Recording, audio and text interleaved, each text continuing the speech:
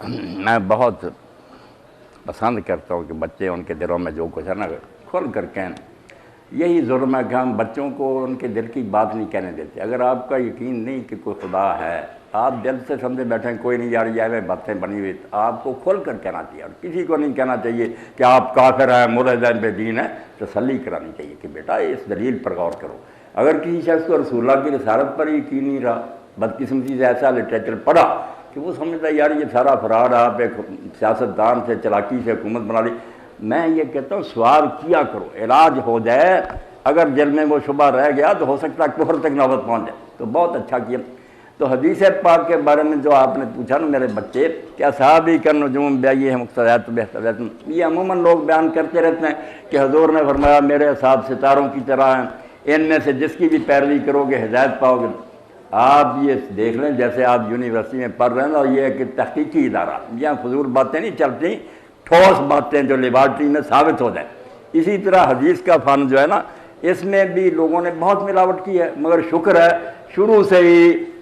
آ جائیں بیٹا، آگے آ کر بیٹھے، آ جائیں، جگہ ہے، سب بیٹھے سارے. بڑی خوشی ہے مجھے آپ آئے ہیں، سوال کریں. تو حدیث پاک کی بہت چھان بین ہوئی ہے، اور الحمدللہ کسی نے یہ خیال نہیں کیا کہ ہمارے حق میں ہے تو چلو اس کو سچی قرار دے دیں، یہ ہمارے خلاف رد نہیں. دیانتداری سے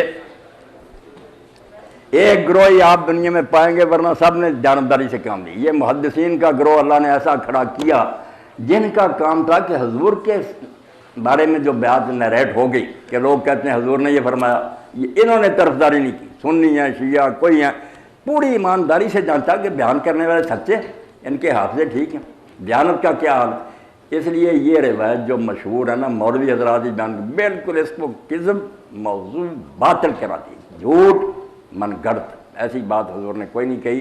نہ آپ کہہ سکتے ہیں کوئی صحابی شراب پی رہا اس کو کوڑے لگ رہے ہیں، کوئی زنا کر رہا سنسار ہو رہا، کیسے حضور کہہ سکتے ہیں کہ ان کی پیروی کرو؟ تباہ ہونا.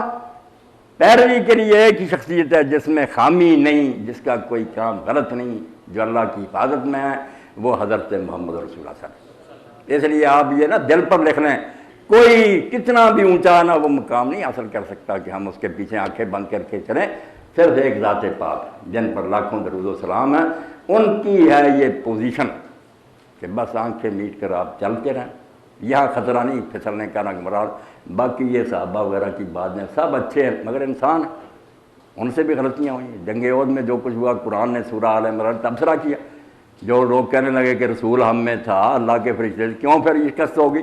اللہ نے کہا تمہارے اپنے ہاتھوں کی کمائی، تم نے کیوں درہ چھوڑا؟ رسول نے کہا تھا یہاں سے نہ چلنا، تم نے نافرمانی کی، فتح شکست میں بدل گئی. اللہ کسی کی رعایت نہیں کرتا.